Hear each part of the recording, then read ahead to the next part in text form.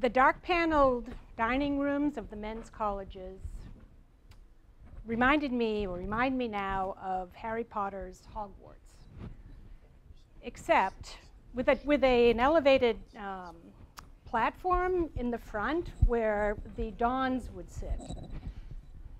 But in 1974 at Cambridge University, women were not allowed to sit at high tables.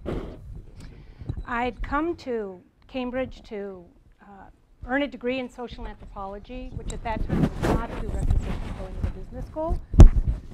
There were 7 men for every woman. Women faculty were scarce. The men's colleges featured private libraries, manicured croquet courts, and punts for boating on the River Cam. And the women's colleges featured deferred maintenance.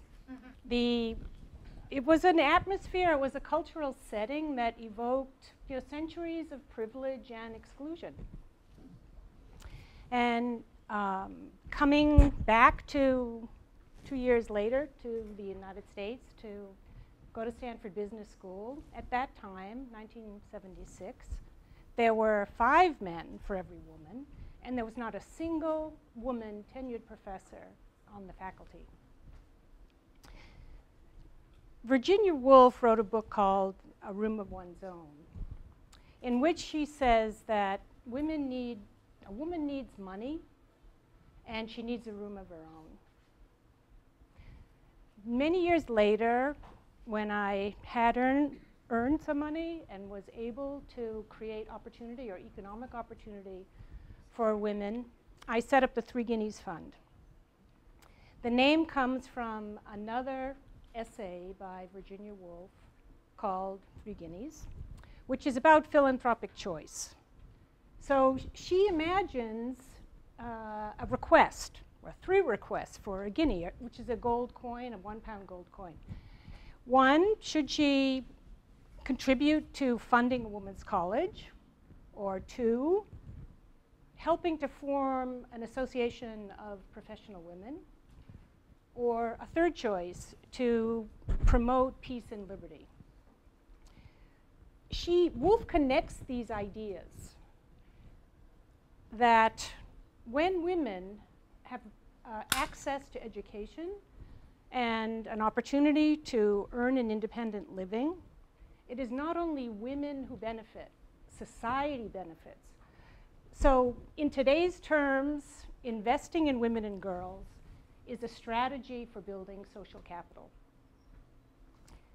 One time I was in India on a long trip out to rural villages with Jacqueline Novakratz from Acumen Fund and our country manager, and Satyan, an entrepreneur who is developing a business of an ICT distribution network in 3 rural states of India.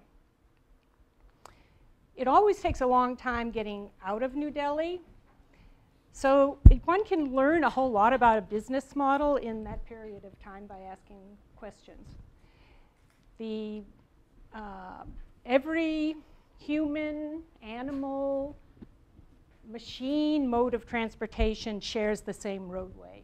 So ox carts with women on their cell phones in the back, and bicycles loaded with market goods and sometimes entire families.